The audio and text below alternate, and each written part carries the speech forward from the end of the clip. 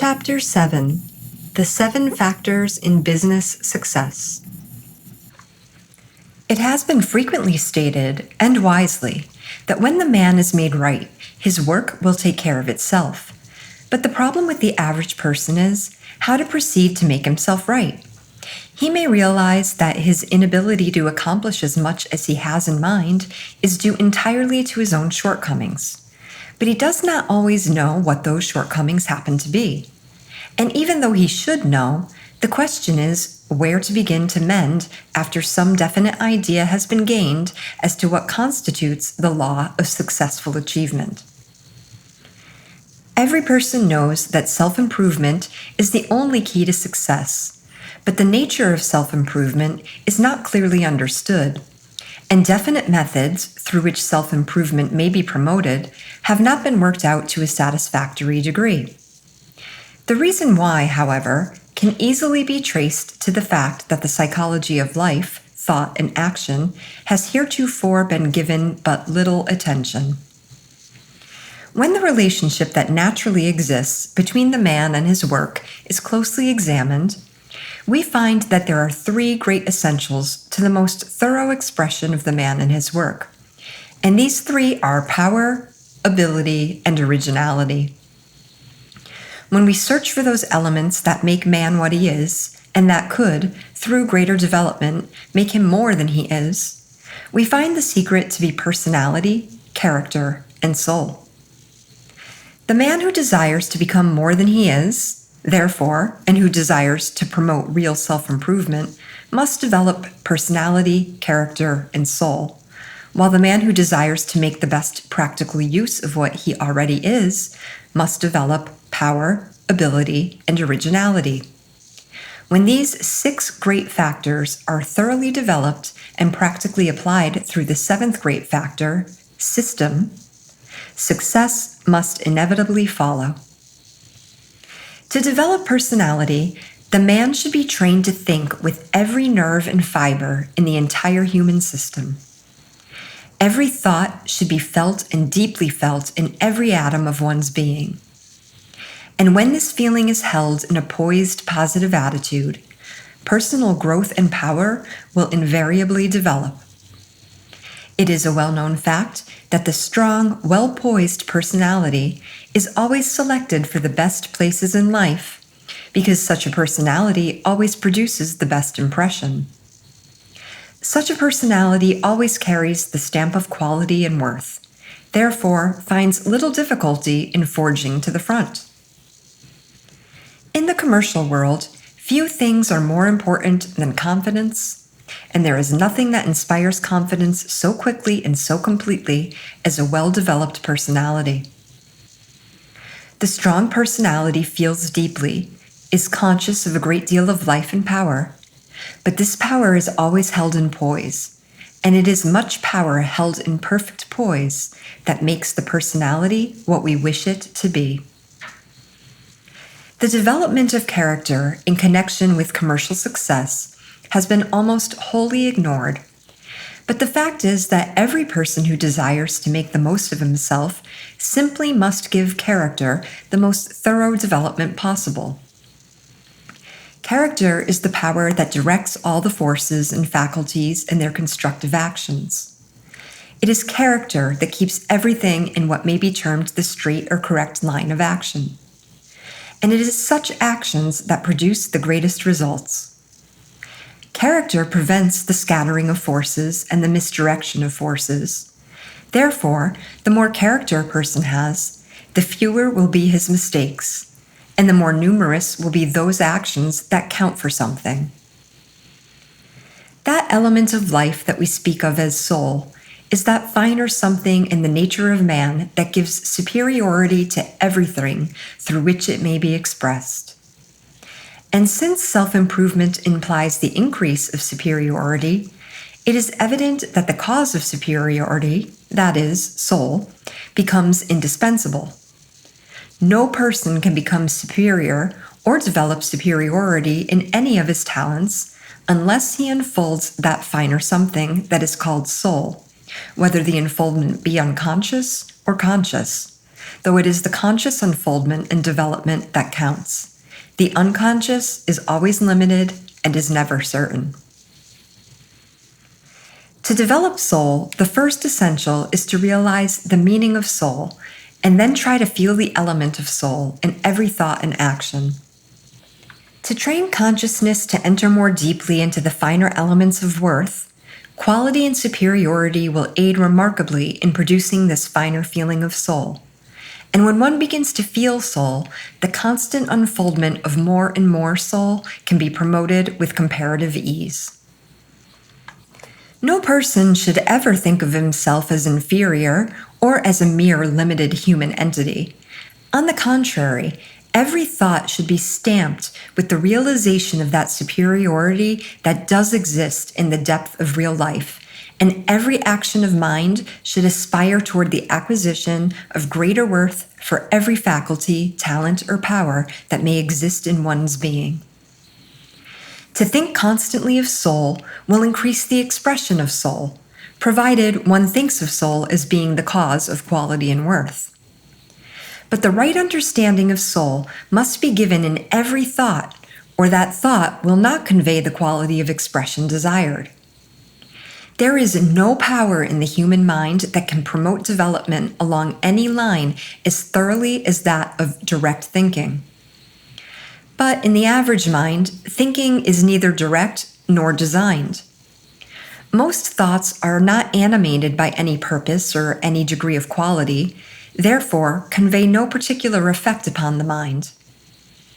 To employ this principle of direct thinking, we should animate every thought with a thorough understanding of the quality that we desire to develop, and we shall find that every thought we think will tend to develop the quality desired. To develop soul, therefore, the principle is to animate every thought with a deep and thorough understanding of soul, and then to give the feeling of soul to every thought. The result will be that every thought you think will give more soul to you. The constant and harmonious development of personality, character, and soul will promote a self-improvement that actually is improvement. The individual will not only become right, but will become more, and he who becomes more will accomplish more. In the practical application of the personality, the character and the soul that one may possess, the first essential is power, both mental power and personal power. It is power that does things. It is power that makes the ideal real, and it is power that causes our best ideas to become tangible achievements. Therefore, to turn the best that is in us to practical account, more power must be developed. To increase one's power, the first essential is to prevent the waste of the power already generated in the system. This is accomplished first through poise, and second through the constructive use of all the energies in the system. The principle is to turn every force into some building process. Even physical pleasures should be animated with the desire for attainment, and the forces employed in those pleasures will promote the development of one or more factors in the human system. The second essential to increase of power is to impress the desire for more power upon the subconscious side of every atom in one's being. It is the truth that every part of the mind and body does contain more power in the potential state. More energy is latent everywhere in the human system than we have ever used or even dreamed of, and all of this energy can be brought out for practical use. To bring out this energy, concentrate attention upon every part of the system and make that concentration deeply felt and strong. Impress upon every part of your personality all the power you are conscious of now, and you will thereby arouse the greater power that is latent within you. This method, if practiced in conjunction with perfect poise, will, in a short time, largely increase the power and capacity of the mind. And if practiced continuously, there is practically no limit to the working capacity that may be secured thereby. There are many methods for the development of ability that might be presented, but the simplest and most effective is that of the direct power of thought. To apply this method, form in the mind as clear an understanding as possible of the real nature of that ability that you wish to develop. Then try to realize through mind picturing the nature of that ability and stamp that picture upon every action of mind. In other words, so think that every thought you think will be created in the exact likeness of the ability you wish to develop. Every thought has creative power, but that power will always create after the likeness of the thought itself. Therefore, when every thought you think is an exact image of the faculty you wish to develop, the creative power of every thought will tend to produce or develop that ability. In the average mind, however, this creative power is almost entirely wasted because no thought is given a definite purpose. What one group of thoughts may build up, another will tear down, while the majority of the thoughts we think do nothing but scatter their energies the moment they are produced. When the mind is trained to think always of the most perfect understanding that can be formed of the ability that is to be developed, every thought that is produced will give its creative power to building up of that ability.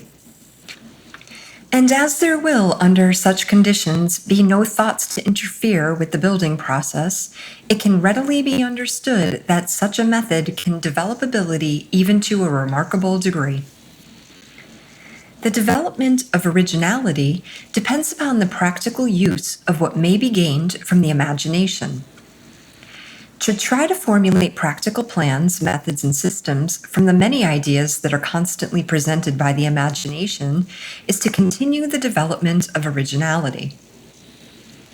To apply this principle, the products of the imagination should be arranged and rearranged again and again until something practical is evolved, or until original ideas, plans, and methods are produced in connection with one's line of work.